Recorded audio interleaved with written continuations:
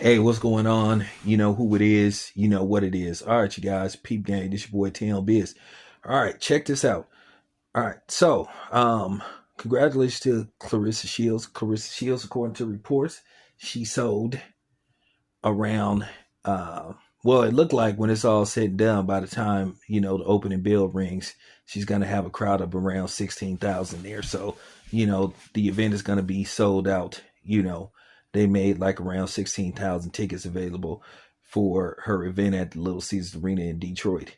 So that's a good look for her, and also Rick Ross is going to be accompanying her to the ring. So that's big for Carissa Shields. So that's a good look for her.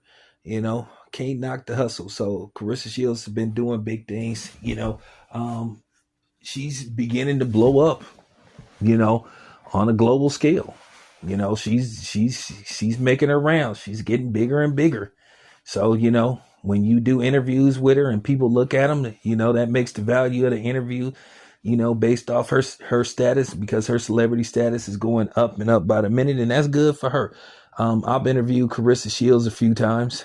Carissa Shields is cool to me. I'm gonna say this again. Sometimes people say some stuff you don't agree with, and she spoke on it on Nightcap, which I'm gonna do a video about that maybe later on. Some stuff she said about that, because so much to unpack with Carissa Shields.